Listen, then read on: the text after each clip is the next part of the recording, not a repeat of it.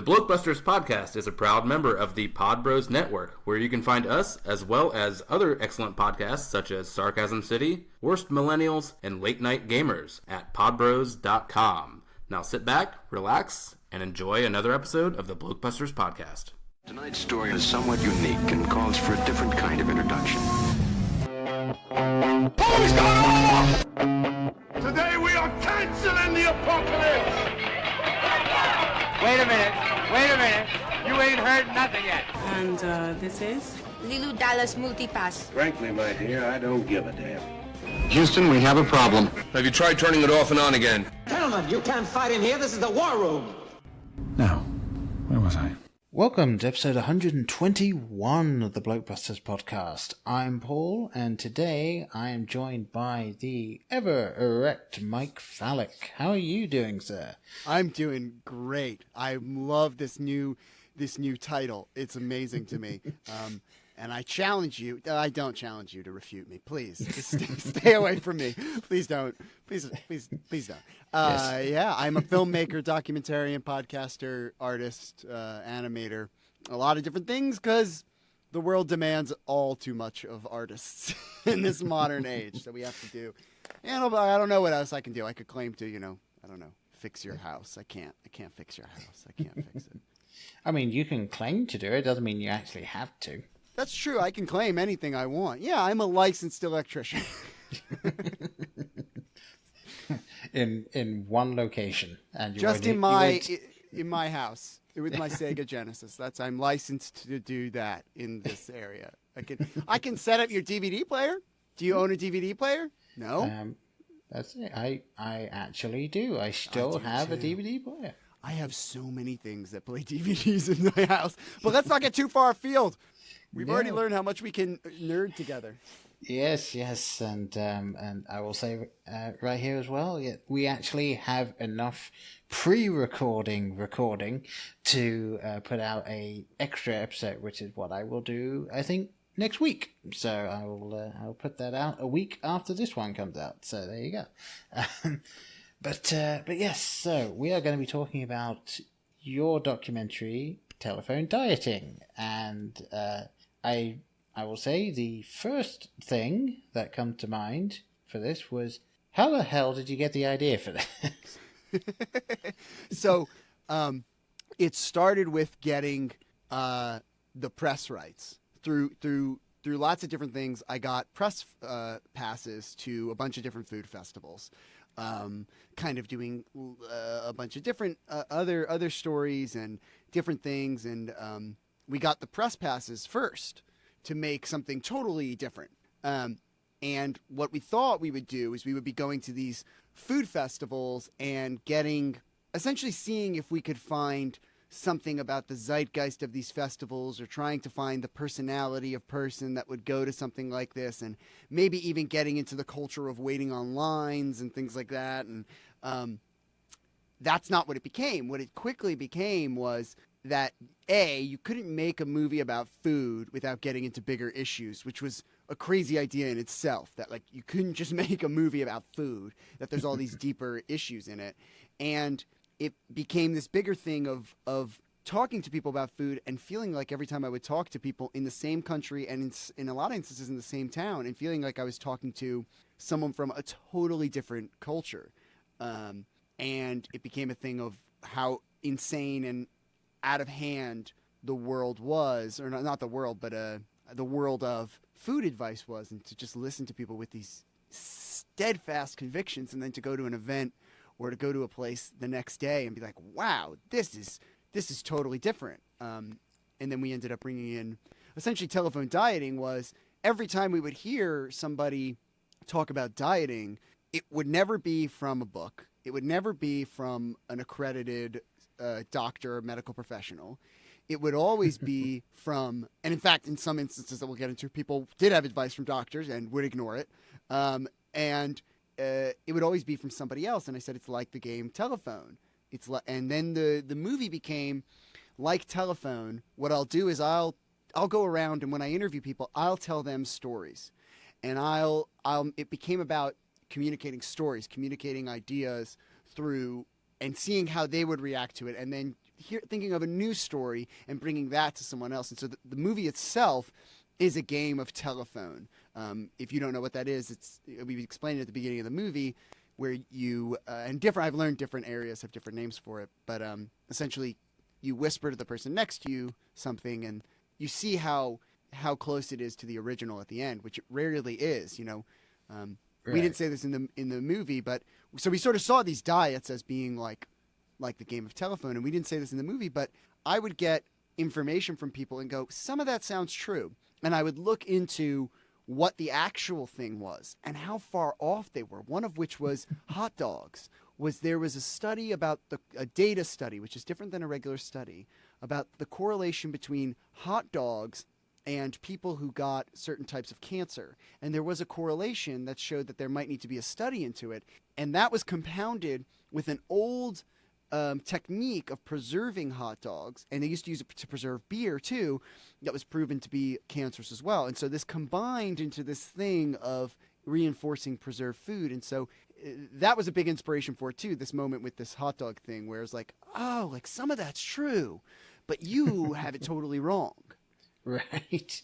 Yeah, and I will say, with you saying there are different names for it, the name that I grew up with in England for that specific game is a name that it would definitely not be called now, which is Chinese Whispers. Oh, goodness. Yeah.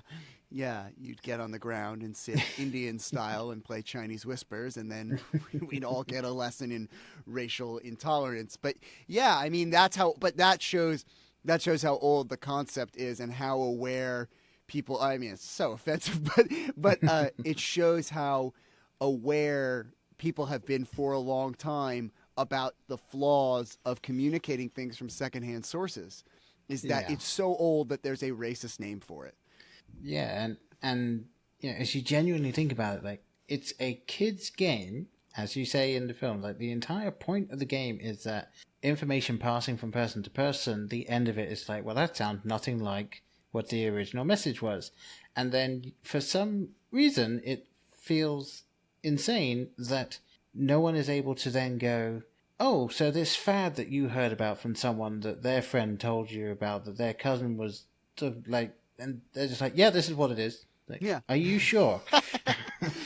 Are you sure about that? And it's endemic too, right? Like, that was the thing that we always focus on at our film production company. We always go, the middle ground is the most interesting, because we set out at the beginning, we're like, we're not going to talk to healthy people, which we couldn't really find. We found very few people with a healthy attitude towards eating, which is indicative as well. But we're not going to talk to healthy people, and we're not going to talk to people in the extremes, in the throes of an eating disorder.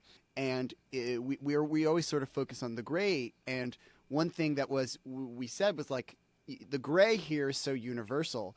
And the gray here is like, what makes you think you should say that to somebody? Do you have everything right? And why is this lesson not being gotten across to people? And it was pretty easy to unhinge almost any... I don't think of myself as some mind wizard. It was pretty easy to just unhinge people by saying, like, okay, can you explain that? And then when they're like, no, or they sound crazier explaining it, is like, well, now they think they're crazy and they think that they've got it right. And sometimes they might have it right, but they kind of start to realize it. And you see it in news too, right? That was the other universal thing, was like, not to get into the news, but like, I often have this thing where it's like, I'm reading an article here and you're just summarizing a press release this company put out. Why am I reading your article? Just put out the press release. The company put out the press release. So there's this acceptance in media culture to be like, and just in information, like, not information in the way you might think of it, like the information business, but like in the way we pass information, that is like, why aren't you just giving me the source? Like, it's easier now than ever to stop talking and text me a link. You know what I mean? And yet and what we're learning is it has to do with identity, is that, identity is a big part of this movie. Yeah. And there's a lot of people that do build their identity around their diet or their way of living. And I have known one or two people that, as I believe comes up in your documentary, like, they are vegan. Now, most of the people I know who are vegan, perfectly fine. They're absolutely A-okay. Doesn't matter if you eat meat around them, whatever, they're cool. But I do also know a couple of people who are vegan and will let you know every time you go anywhere. Yeah. And so we went to the Vegan Food Festival. And what's crazy about that is before we shot that, I had known I was going to the Vegan Food Festival and the Boston Pizza Festival. And I brought up to our two dietitians, I said, I'm going to the Vegan Food Festival. And she warned me before we went. She said, Joanna Suleman said, they will consider it to be a part of their personality. A lot of them will start to respond and kind of feel as though you're attacking them and not the diet. And assumingly every time that is what happened in a lot of instances. We did run across it, but we also ran across the idea that, you know, they were still people really interested in this stuff, and they were not aware of people asking them reasonably what they're doing. They were very used to people asking them unreasonably, saying things like, well, why don't you just eat meat, just be normal, and things like that. And you could tell in a lot of them, because I get to spend quite a bit of time with these people, and you're friends, you're being friendly with them. That's part of doing an interview, is just being nice. They are giving you your time, and you want to know, you want to learn information. You never want to go out being like, I'm going to get this person. You always want them to divulge everything that they know, and people don't divulge things when they think they're being attacked. So you want, and also you don't know that what they're going to divulge is going to be bad. They could be a great source of good. They could be a great source of happiness. And you don't, going out with this gotcha attitude, which is things that people accuse journalists of. It's like, it's just not practical, because you're spending time with them. You want to enjoy your life. And a lot of them were just taken aback to be like, I don't know. It's just like, you know, something that everybody knows. Everybody knows this. And then when you go, yeah, but explain it. They really couldn't. And I think a lot of them, there's only one person that kind of responds in a way that I could tell upset her. But most of them really responded in this way of like, I don't, you know, and it made for an uninteresting documentary in a lot of ways, because we had to edit out quite a bit where people are like, I don't know. I can't explain it. And it was like we had a lot of footage of me dumbfounding people, but all that does is prove that somehow I found a blind spot, and that's not, it doesn't make for good TV. Yeah, I mean, the only thing I would ask, I was going to ask if there was like any issues you ran into or any problems, and obviously that would be a main one, that the original focus of the documentary turned out to just kind of be sort of boring when it got down to it. But like, would you say that a lot of the people that you were asking these questions to, were they typically dumbfounded by the same questions each time, or was it different things? Yeah, I asked everyone what a nutritionist was. Nobody knew what a nutritionist was. I asked everyone why. Why do you think that? And a lot of times they didn't know. Food professionals was the place that I here's what I thought. I thought it would be, while talking to someone from across the pond, I thought that we would get a film a lot like one of my favorite British creators, Creature Comforts. I thought we would get all these very nice sort of, it would be a calm movie, people talking about why they go to these things and talking about food and things like that, and be this thing. But in reality, the people that were going were either just following a fad, or were altogether boring. You know, they are just average people. They didn't have any sort of wise country wisdom. They were sort of people just going to these things because they heard about it.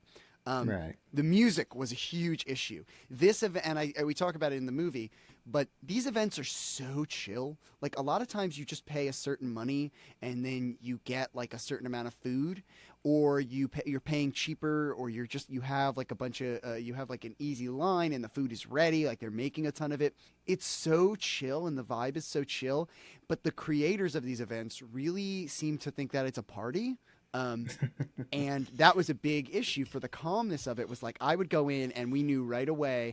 I annoyed every single event creator, because I was like, I want to be in early. I want to be in, before everybody else. I want to talk to people while they're setting up. And we had one instance where they wouldn't give us the press pass until a certain hour. And I was like, but I want to get in because I know you're going to set up this music and I know you're going to do this stuff.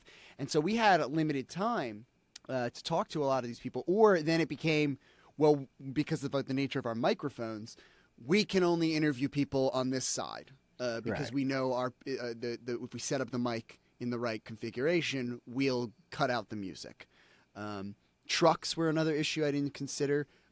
These trucks are running to keep the mechanics going, and so we had to do a great deal of sound work to pull out the hum of the cars. Actually, one of the things that you'll notice if you're a sound file is we added extraneous sound profiles to a lot of the areas. We made, instead of it's sort of a film technique of leaning in. So you have a production problem, and instead of trying to make it perfect, like let's take Star Wars, for example, which I know you haven't seen. Take Star Wars. Every scene on the Millennium Falcon is done in a plastic ship. It sounds very bad in the original movies. They're done in this big plastic ship. Plastic makes everything sound like you're talking into a Solo cup, a Han Solo cup. You're talking into like a... and it makes it sound bad. And so every single line on the Millennium Falcon is redone in a studio, and every single sound is redone. Well, we really had a problem with sound in this movie, and we had to have creative solutions to lead into it. One of which was underneath every scene, we added nature or cityscapes so that you would be used to the overall heightened sound. And I think it makes for a more pleasant experience, and kind of using some lessons I've learned from ASMR. I think it's a better movie than some other movies where I've had perfect conditions and perfect sound and everything sounds really great. Yeah, well, yeah, and obviously you're interviewing people at a food festival.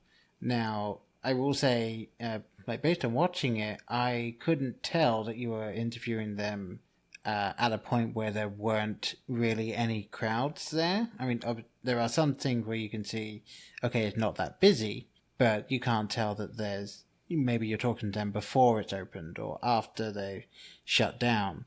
So, having that just sort of background noise of, you can kind of hear people conversing in the background, in that background hum that you get.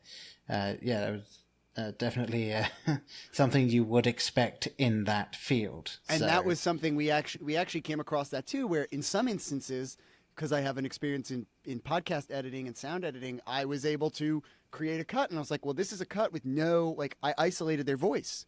Their voice is at a certain frequency, and they're close enough, like they just have their voice. And ultimately, when we watched the cut, me and Reens, who's my producer and partner, she was like, it's eerie. You need to add more noise in this scene because it actually sounds like somehow you've kidnapped them or something. Like it doesn't quite work. I'll say that with things being busy and stuff, one of the events we go to is the Buffalo Wing Festival, and I sort of had this instinct, and you can never really know as a journalist or a documentarian why you have these things, but I sort of had this instinct when we showed up. It's like, I think these people aren't really going to get what I'm asking.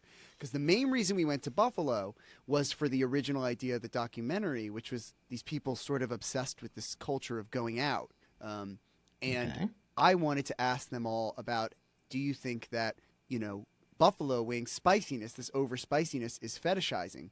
And we ran that by a lot of people as being like, this impressing stuff with spiciness, and this is a trend on the internet and all these things. Don't you think that's weird? Do you think there's something going on? And people had very few interesting answers. And so I kind of knew, we need to get something better. And we ended up getting the most enlightening thing from that festival, which I guess we're trying to stick with the plot, as it were. But that, if you're asking about production problems, it's that this was a movie where I think for the first time in making a movie, I genuinely didn't know what you can't know, right? It's a movie that's based on asking people about their experiences, and we don't know what their experiences are going to be. We had no idea. So the movie had to change. Yeah, I can, when you were talking about the whole buffalo thing, and obviously the spiciness and all of that sort of stuff, it's like, as you were saying, I can see what you're trying to ask there, but I can also see that there would be a large number of people that either wouldn't care enough to have thought about it before, or genuinely wouldn't understand what you were trying to ask. So yeah, you would have a lot of people just being like, no. yeah, and that was a big part of it, and it's this thing, right, where it's like, it's like pointing out to somebody that they don't understand a math question, right? They might not understand that they don't understand it, and that doesn't mean that they're stupid. It means like, oh, like I guess I was doing the math wrong. You know what I mean? It's like they're not gonna have an itch if they. It's a catch-22 with a lot of these diet things. If you think about it all the time, you think you're right.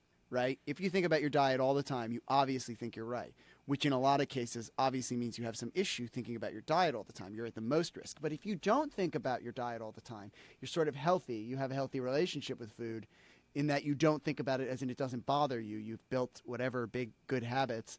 You don't think about it. You're very boring.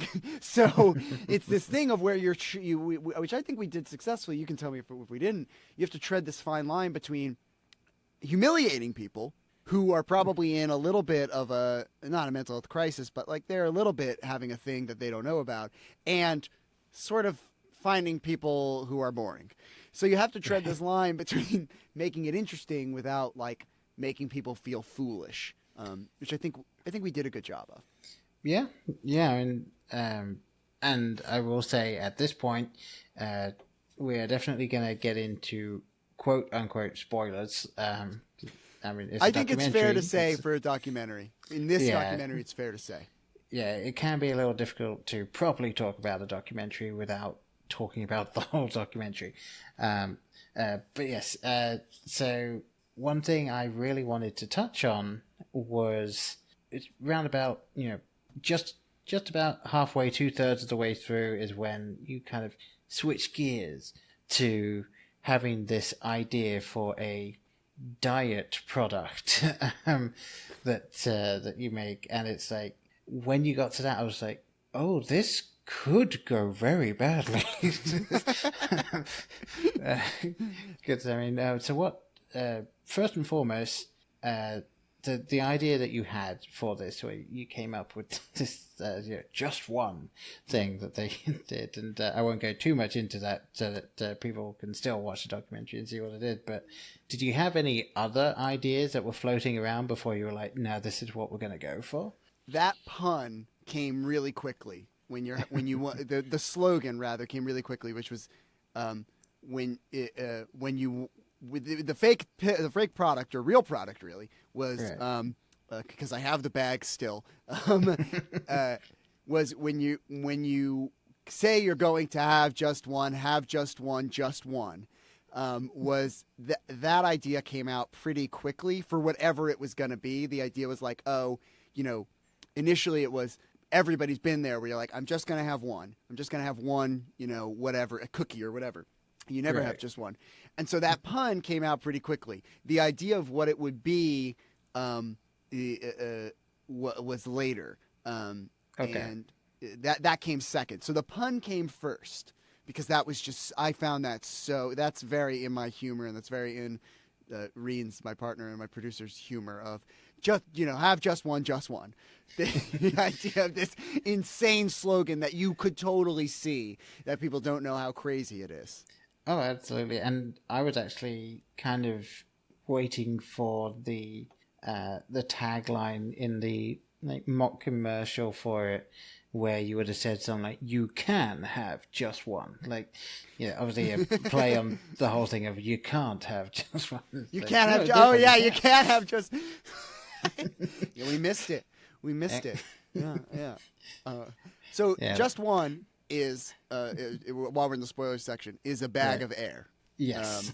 I ordered essentially we ordered these what are marketed as if you sell a product on I think it's primarily for people that sell stickers and t-shirts and stuff, but you can buy these packagings that instead of getting a piece of mail, which usually now we're very into discreet mail or branded mail from a certain company, it's branded for this company. So if you sell t-shirts, the person gets a t-shirt on the front. It says, Blokebusters T-shirt Company. And so you can order these things in bulk that are these envelopes. And we also ordered the air packages that you see when you get mail that has something sensitive or fragile in it, and they fill it with those air pockets. And that was what we gave to these. That was our product. Yeah, I will say one sort of unexpected comedy part to that whole section was, and I don't know if everyone had this issue, but you really only showed it with the one person. I think the one guy, it took him probably a solid 40 seconds to open it. Yeah. Well, he was, well, I'll tell you something. So essentially what we did was I said, I know I can get influencers. I've had experience dealing with Craigslist and hiring people in this way before, in trying to do stuff that was less like less crazy, less like I've just made a fictional diet product, and more legitimate, and had experience knowing that people will respond on Craigslist if you put this out there. So in other words, I've had the problem of having to deal with these people in the past when I need, like, hey, I need someone to do rotoscoping. Are you able to do this? And so we put this call out for influencers to sell this product. And we would give them the product for free, and we would pay them for social media posts, which was coming off the trail of the FTC really cracking down on people that made these medical claims. Now, the product is vegan. That's true. Air is vegan. No animals are killed in the process of making air. I am a nutritionist, which, of course, anyone can be a nutritionist. I think it's paleo is on it. I have the thing up there. Let's see if I can read it. Paleo. What else? It's gluten-free. This is all true about air, which the product is. So we got all these people to come in and sell it. He was, interestingly enough, you say, I don't know if everybody has a problem. Nobody else tried to open it. Huh. So all the other people that came in, when shown this product, they didn't think to open it. So him comically trying to get this thing open, because admittedly, I had never tried to open it because I wanted all of them. I put these little airbags in them, and I made like 70 of these bags so it looked good on the table. There's even more that aren't even on this table. I made too many. We wanted them to look good, so I had never thought to see if it opened. And we had a second camera that had issues, and so we never ended up using the footage from it. But if you would have seen me on camera while this guy is trying to open this bag of air, I'm there like I hadn't even thought they would open it. I didn't even think they would open it, and so I'm kind of like, okay. And he was the last one of the day, so everyone was there. He was definitively the only one that tried to open it. A lot more were interested in the empty. There were some empty bags there without air. Right. Which, assumingly, I guess I could tell them to fill with their own breath and sell.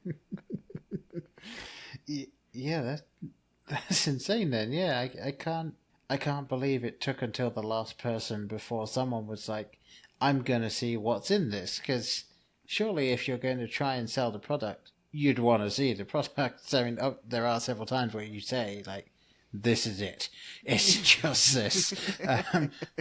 But even if someone told me this is the product, it's just air, I would still be trying to open the product and be, no, it can't. It is. Okay. Yep, it's just air. There is this myth on the internet with influencers that they are very professional. And I've, outside of this, worked with influencers. I'm talking big influencers doing editing and video work. Not to mean that I have, any stake, and obviously you're seeing that I'm not mentioning them by name, right. But they are the least professional. And this whole thing, if you don't know the scandal with the FTC, was essentially these influencers had this business model, and someone showed it to the FTC and was like, everything about your business model is illegal. And when you talked, and after the scandal came out, I was still working with influencers, and I said, you can't do XYZ, and they were like, well, that's exactly what I do, and I was like, you don't. and then you would say that to them, and they go, are you sure that that's what they were going after? And I was like, yeah, I'm sure, because I know the law like most people do. And they are very much of this thing that the bigger they get, actually, the less professional they are. And so when you're at this small level too of people wanting to get into it, it's this thing of copycat culture. It's actually an element of telephone dieting that we didn't get to get into because I had some influencers lined up, and shockingly, influencers are crazy. And no, the people who will just take a video of their dog and say, buy this. Yes. It is telephone dieting, where there's this thing where And I made a documentary about small podcasters too, where you say to small podcasters, what's your business plan? And they will explain it to you and you go, that's not a real business plan. And it's this thing of monkey see, monkey do, where someone decides, I see this person in entertainment doing it, so obviously it must be right. It's this thing of what's right is not always popular. And so it was a side theme that we had shot some stuff for, and then we kind of threw away because we were like, it's not about this, it's not as interesting, and it's not about food. But they certainly were. You may think when you watch this movie, these influencers are, well, they're not the caliber of influencers that you would see. They for sure are. They for sure are. Quite frankly, the reason I didn't want to go ahead with like having them, because in the end I stopped them from selling it. I don't actually reach out and pay them to do these posts. They were smarter. They were smarter than the average influencer. I didn't think they were dumb. I thought they were nice people. Right. Well, that's the thing. I feel like the people that would have been the more dumb side, like even if they're the ones that are, they have actually the higher influence rate, are people who they would have come in and I'm sure you would have put it in the film if it had happened. Maybe. Actually, I don't know. We'll see. But yeah, the people that would have come in and sat down and kind of given their demands first before you could then explain what you were doing. Because I can say this from not experiences in the film. These people were very much. They had lines. They had certain lines, like you saw with the one woman. She was like, in other words, a line they wouldn't cross a border. Right. She said, "I wouldn't sell a diet pill." Which is interesting, just in showing up and what we would be selling and what would constitute as pill and what would constitute as supplement is another interesting idea. But not to accuse her of it, but that line itself. But with a lot of these people, the business works sort of on a certain skullduggery, I want to say. Like that's how a lot of these people operate. You would think that they would come in and be like, okay, here's the rate, here's the thing. You'll actually notice a lot of these people don't list a flat rate. Right. And places that claim that they list a flat rate, there's a few websites where afterwards we shot like a mini doc about, shockingly enough, afterwards we shot a mini doc about going off of, let's see if we can get influencers to advertise this anti-influencer movie. And we paid some people small amounts of money and took these screenshots and had them do stuff. It was totally the opposite. As soon as you paid them the money, they went and ran with it. And they just started posting things. I was like, okay, no, you can't just post whatever you want. It was actually the other way. It was actually that these people with flat rates had no demands and just expected to be able to do whatever and didn't even think that they're so used to these flat rate people of you not even talking to them that they assumed like there probably isn't a person on the other line of this. And when you would confront them and be like, you can't say that. Like, for example, you have to say if you're running an advertisement. Yeah. It's illegal to come on here and this whole time, this is different. It's an artistic interview, but obviously, I'm trying to get you to watch my movie and we're reviewing the movie. But so many of them didn't understand that basic law, which is what the FTC was arresting people for, was you lied about whether or not you're selling an advertisement. And even in doing it through some official channel where there was a flat rate, they would post these things. They'll be like, I don't want you. You need to take that post down and put sponsored post on it. And they were totally unaware. They don't have demands because it's all smoke and mirrors, to be honest. And they're hoping you pay them more is really what it is. If they tell you a flat rate, they'll feel, oh, I could have gotten more out of this. It's very Wild Westy. Yeah. And obviously each time that they get the job, it's like, okay, if I really go all in and I decide I'm going to make 20 posts on this and it's going to be blasted out every single day this entire month, like that's also them building their brand for the next person to come along. So yeah, they're not necessarily focused on the message of the ad. They're focused on saying, look at what a good job I did. Yeah. So that they can get a thing. And shockingly, it's one of these things where it's so easy, and yet that sort of attracts the spaciest of persons. The people doing this often forget. Often you can make them an exorbitant offer, and they won't do it. They'll have I've seen this thing with influencers where people get quite aggressive because these people don't do it. These influencers just forget to do it. It's this thing of like, it's so easy to make money on the internet. And because it's so easy, that's what attracts people. It's so easy. Right. And that's not a great way to pitch it. And you can't make money. Just to be fair, you cannot. You can't. It's interesting because it is kind of like, it's almost like a pyramid scheme without the actual bit of someone recruiting people.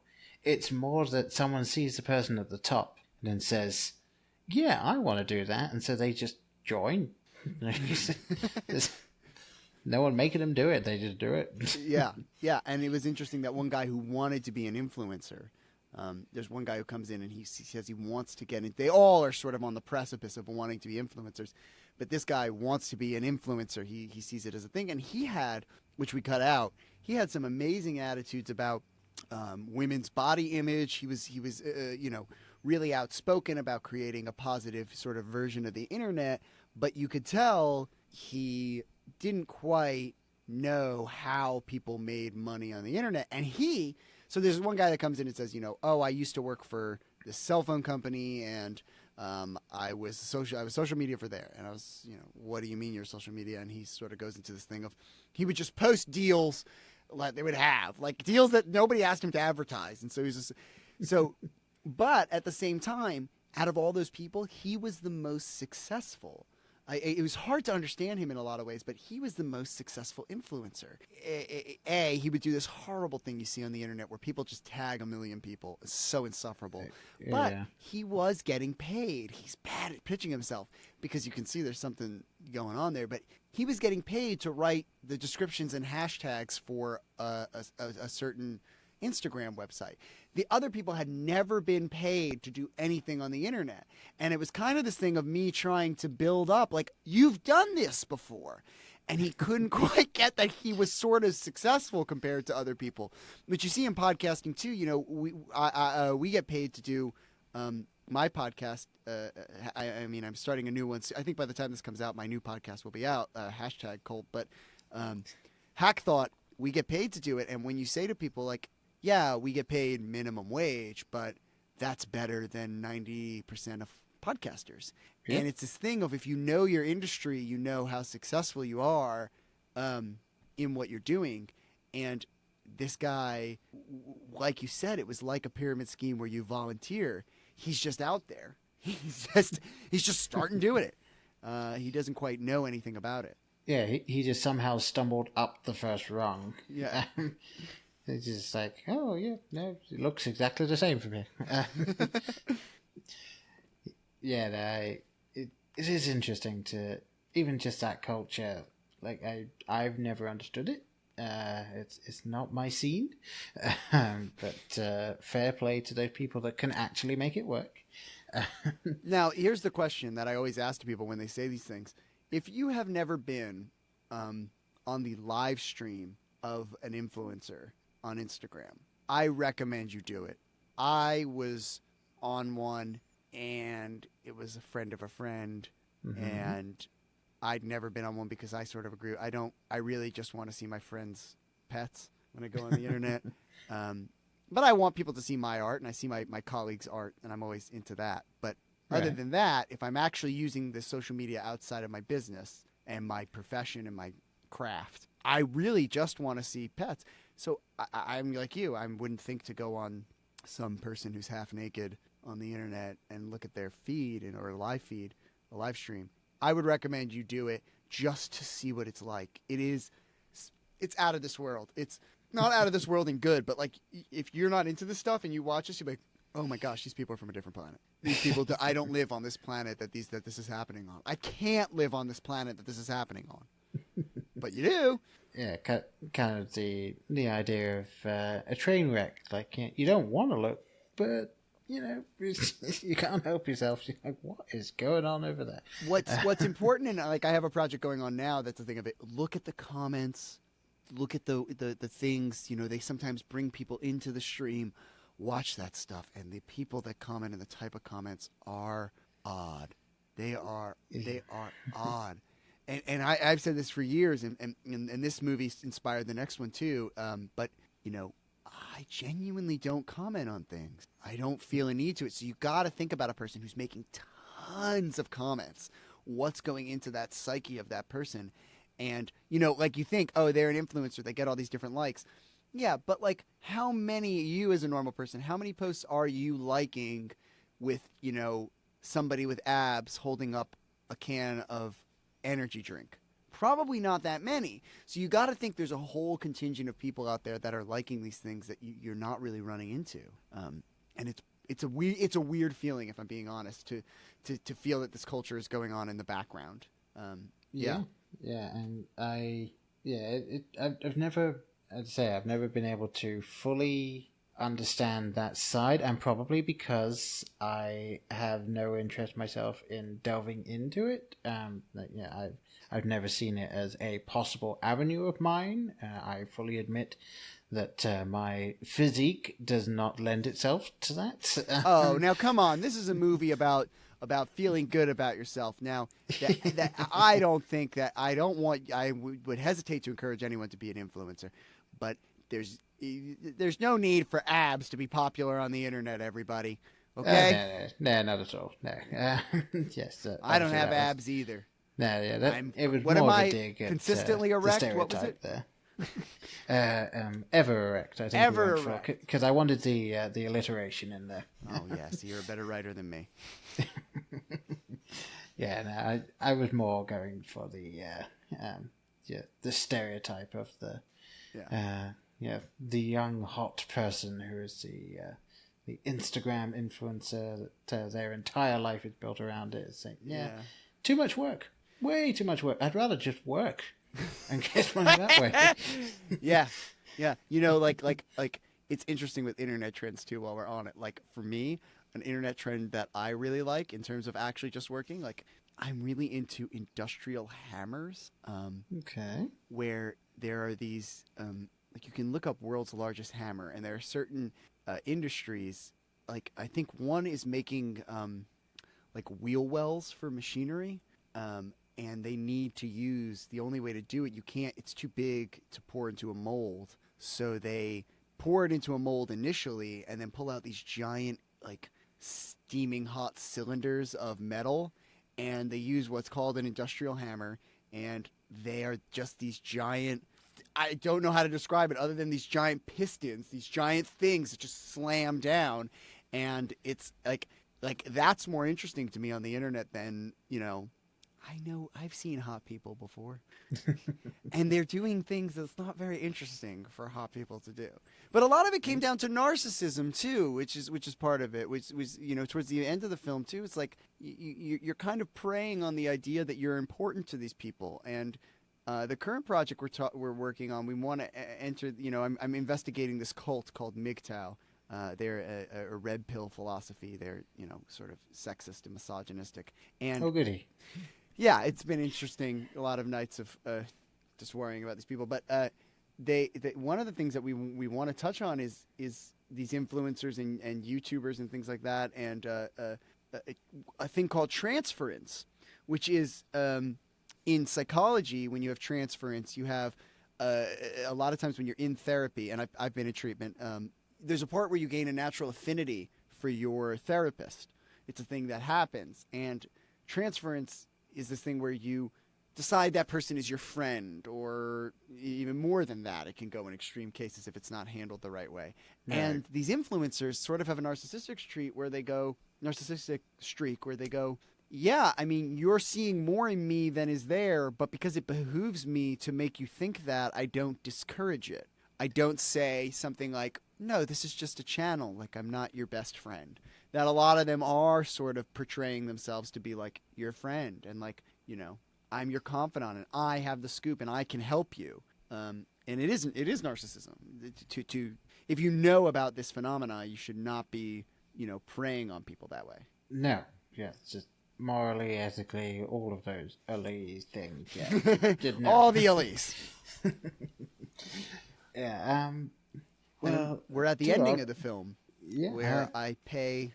I guess this is a spoilers of spoilers. I pay a doctor to say that my bags of air are medically sound. Now, it's never made 100% clear in the documentary. Did that person actually hold any sort of doctorate whatsoever? I genuinely want to know. In America, it's illegal to say you're a doctor if you're not a doctor, especially if you're giving medical advice. It's just flat out illegal. Right. This person did claim to be an MD. Yeah, they have a profile. I'm sure if you look at the file name, you can find them on Fiverr, which is where we got them. Right. So my point was, in the end, I didn't research this person because it's not worth my life. But they claim to be a real MD. They claim all those different things, and they offer as part of their services. The big thing was, like I said in the movie, they asked if I wanted the coat, the lab coat, and I was like, oh, for sure, I need a lab coat. Oh, and it was only by coincidence that it had such and such MD on it. So they did claim to be an MD. We had someone call in to be a part of the project that claimed to be a doctor and said that MD was not relevant to being a medicinal doctor in their own way. But they claimed to be an MD, and I believe they were. I mean, the fact is that this is the Wild West. Is that person probably hasn't even, as popular as the movie is and as widespread as it's been, and the fact that they did it, they probably will not get caught.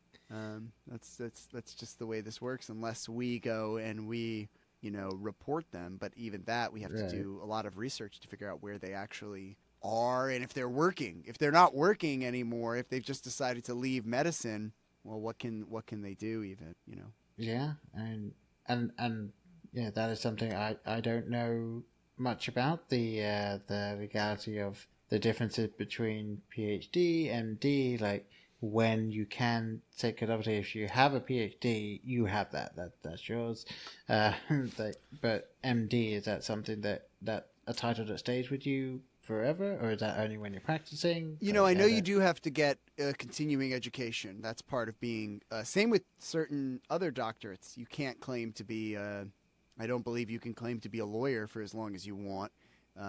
You have to continue to get education. There's certain required hours, and in fact, one thing that we didn't know was one of the people that was an influencer said they had a certificate in being a. I don't want to say the wrong words, but something akin to being a yoga teacher. I don't remember the actual words. It wasn't just yoga teacher, but we looked into it, and they actually had continuing education requirements that had to go through accredited universities, and it's very surprising when you look into this stuff, like especially with dietitian. Dietitian is the real term where you need continuing education and certain hours and a certain degree, and nutrition is the fake one. It was very shocking to then learn also that like this yoga certificate this person had was legitimate, that it wasn't fake. Because I thought for sure, I was so smug sitting there in my chair interviewing this person, like, yoga certificate, I'm going to look into this and it's going to be fake. And it's like, no, it's more serious than a lot of other degrees. You have to continue to get this, as medicine changes, you have to do that stuff. So I don't know whether this person was at one time MD, and because they're not working somewhere, there's no medical or legal ramifications until, a big thing in America is it's not a problem until you call it out to be a problem. That's a big way. That's how we talked about supplements.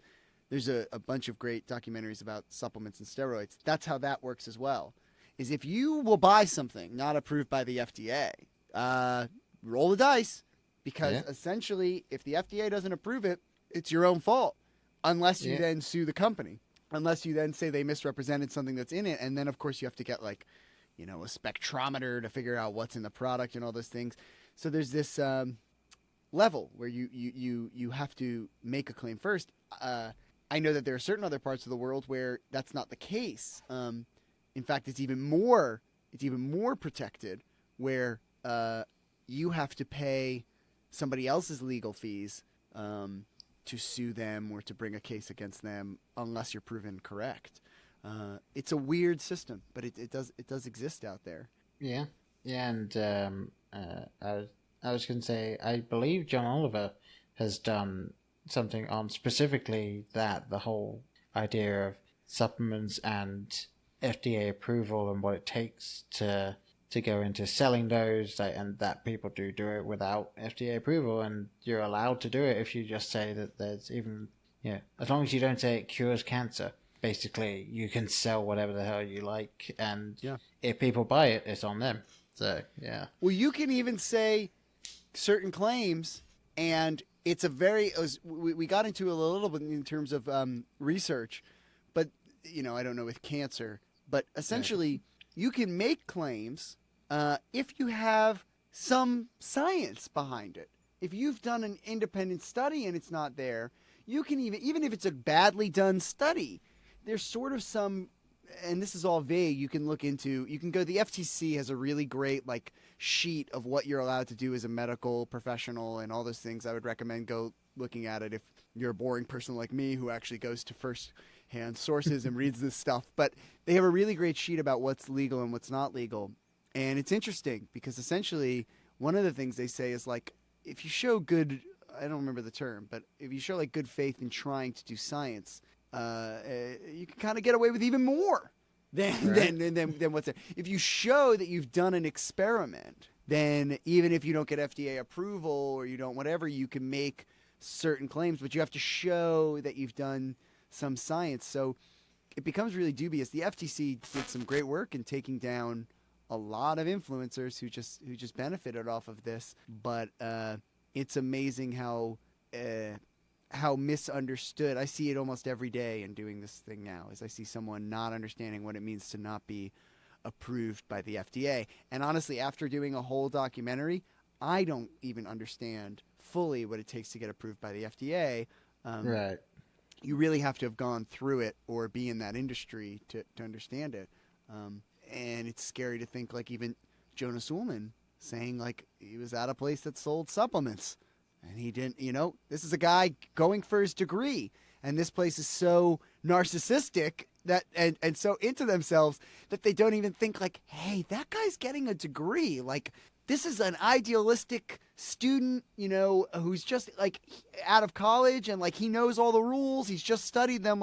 Maybe don't tell him about the supplement stuff because he knows all this stuff. No, they're just, it's an interesting world, and it's interesting to look at it from our perspective. But I think what the movie tries to illustrate is if you have had guilt over food, if you have had a problem with food, if you have felt as though you ate too much, you ate too little, whatever it is, you're not eating the right thing, and you have that anxiety, how promising does that stuff look? Yeah. And it's easy for us to say right now, sitting on a podcast, being, oh yes, well, there's foolish people.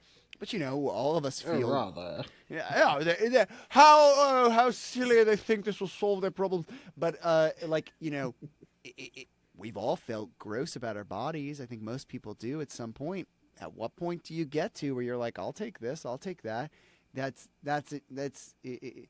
It's a little bit like the movie I'm making now. No one's immune to this. No one hasn't had that thought of I'll try this thing, and no one is immune of not having tried something that is definitely not safe for them, in their body. That's what I've sort of learned is everybody's done something that is if you tell it to other people, you'd be like, wow, that's dangerous.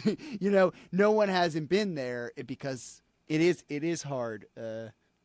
Having a human body, it feels gross at times. Yeah. It's can be interesting having one of these human bodies. Yes. People are gonna think we're part of some conspiracy. We're talking. You're one of those lizard people. No, I'm personally from a little town called Night Vale, so I'm, I'm akin to all of these weird things that's happened. Try not to take too much of everyone's time here. I did have one or two little questions just kind of round up. Is there anything that you absolutely wish you could have included in the documentary, but you just had to cut for one reason or another? Well, we talked about some of them. So I won't go into those. Anything else then? Yeah. Well, I'm just saying, go back and if you want to hear all of them, that I absolutely wish I could have included. I wanted to do maybe more man on the street stuff. I wanted to maybe get people's opinion. There was a plan at a certain point. I made art.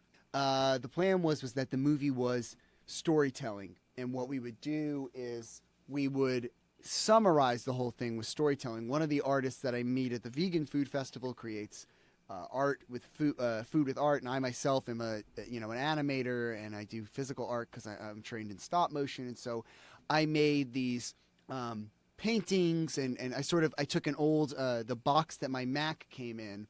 I turned it into a lunch box for fictional characters to make a commentary, and the idea was to do several, because primarily where I came from when I started doing film and things like that was the world of comedy and the world of art, and doing art shows and comedy shows and setting them up in certain locations.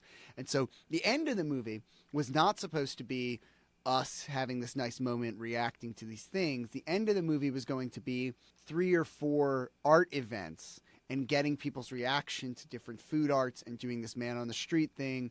But in our art events, we actually had, before the pandemic, a scheduled comedy show in New York City where everyone would do, a few minutes of food-related material, and the movie would end in sort of this way where we could laugh about how crazy this stuff was. And I actually made these pieces, ready for this art event we were going to in Boston have. There's some galleries here that we were going to have different food artists come together and submit and create a whole event.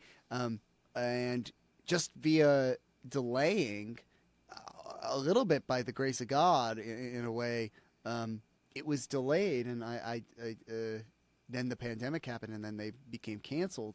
But to be honest, by the time we were delaying, I had already decided I wasn't going to include them, and that they would be sequels to the documentary, that it would be bonus material. So that was the big ending of the movie. Was so that I'm actually looking at one of the projects right here. Like, one of them was I'm really disgusted when people market to kids, and it's seemingly allowed nowadays, especially when you consider that the minimum age for Instagram is 13, and yet I even see things saying that 10-year-olds can join Instagram.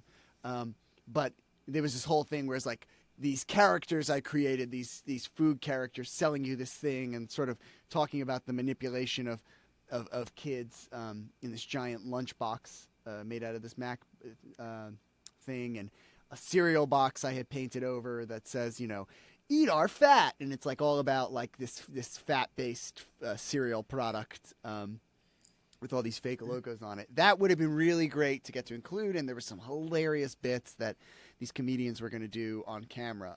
That I wanted to include, yeah, even as a sequel, even as bonus material, I did want to. Yeah, that would be interesting.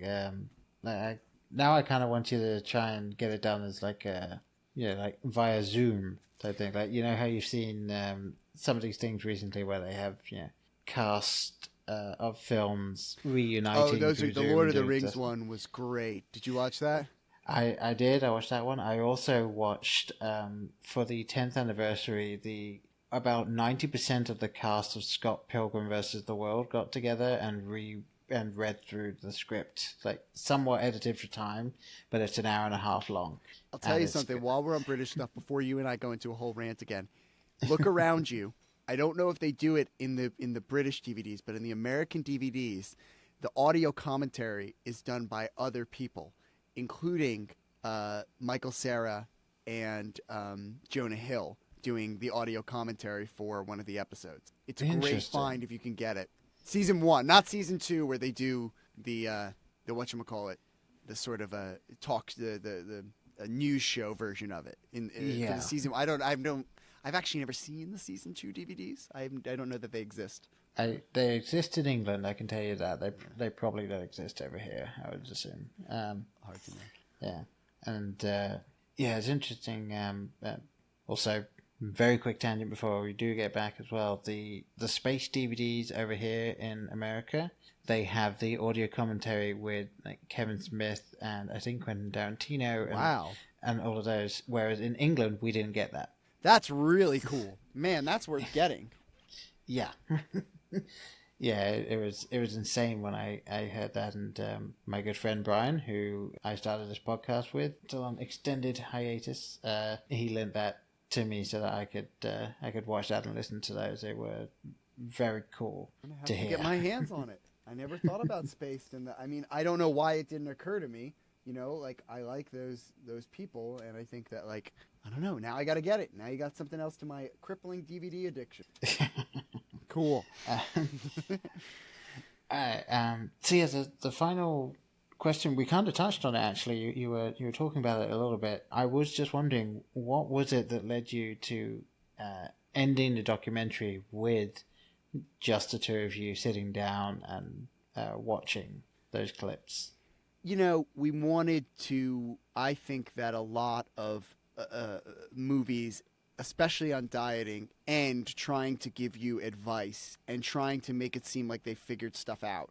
And for me, the experience of making this movie is not that I'm somehow enlightened on food. I don't feel as though, I don't want people exiting this movie thinking like, wow, that guy is so much smarter than me in food. There was a narcissistic trend going on throughout dieting things where it's like, you think you know, but I actually know. And we wanted to end it with, in the end, remember that like happiness is kind of, I don't like things that end that way too. Like, the real treasure was us all along. But I think the thing was that we had fun making the movie and we had fun learning all these different things.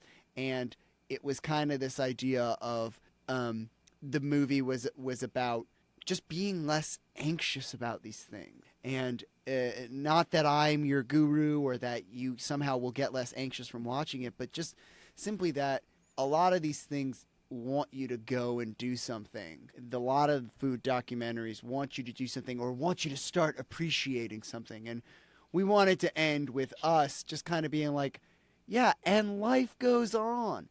And like, we didn't think about this stuff before, and the healthy person doesn't think about it after, or we thought about the stuff and it drove us crazy, and it's still going to drive us crazy. You're not somehow better from watching this movie.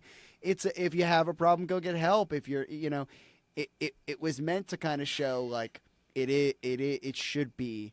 There's these documentaries where they end with like, food brings us all together, and it's like, it doesn't though, does it? Because it's just food. And we kind of wanted to end with, it's just food. It's just food. It's just food. And and that might get you into a really extreme place. It might get you to a really extreme place, but it shouldn't be a big deal. But it is.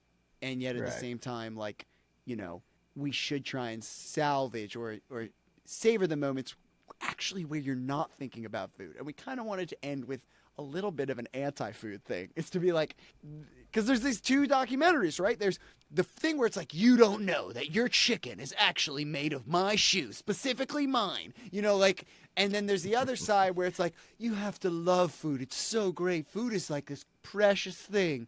And it's like, those are two things that kind of are inciting me to have some other hobby or to be interested in stuff. And we kind of wanted to end with like, just relax, hang out with your friend and eat popcorn. That's the majority of what you're going to be doing with food when you're happy.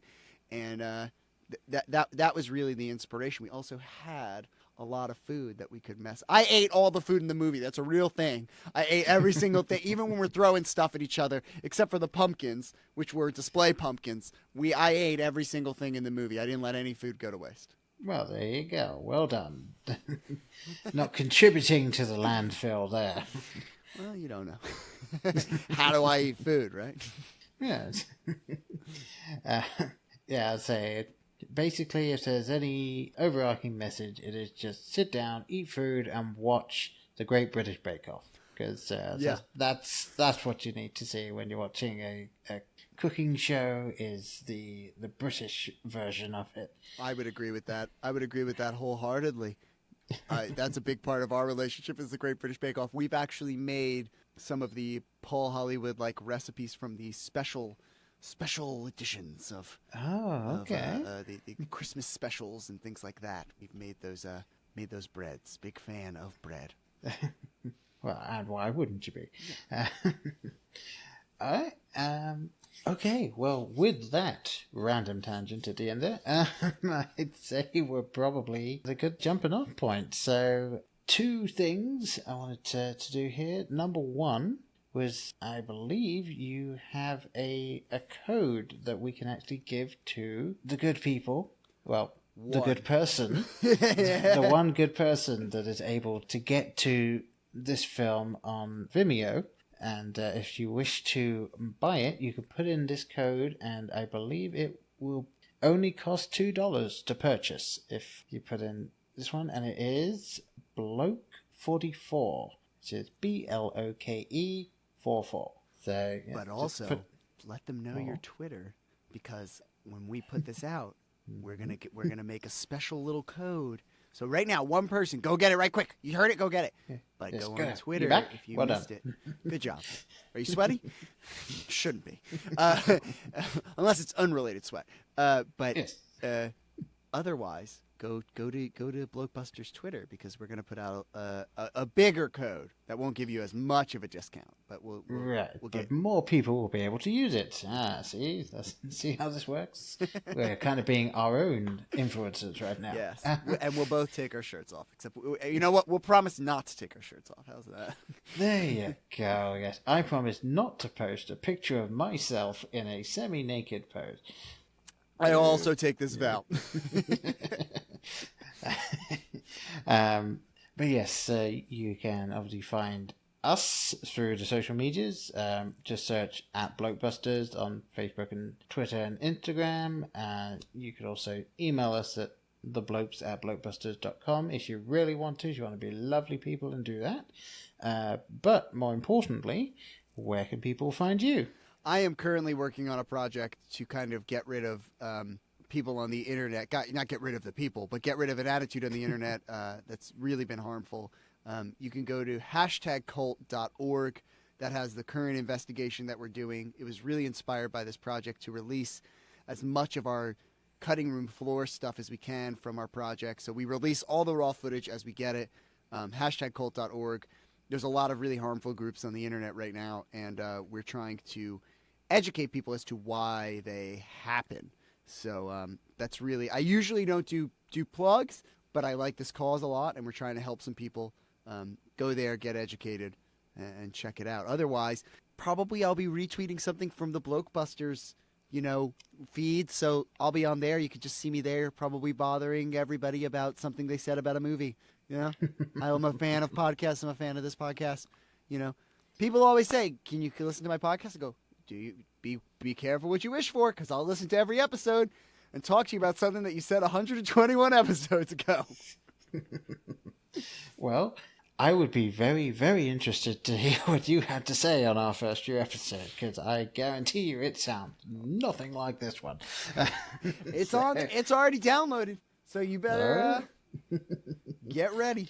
All right, I tell you what, if you are willing to live tweet yourself listening to every single episode we have ever put out, then I think you will be a main feature on the website. I will shove you on that website, sir. Happy to do it. All right, well, with all of that being said, I have been Paul, and he's been Mike, and thank you very much for listening. We'll see you next time. Bye. In case I don't see you, good afternoon, good evening, and good night. Hang on a minute, lads. I've got a great idea. Louis, I think this is the beginning of a beautiful friendship. You're still here? It's over. Go home. Go.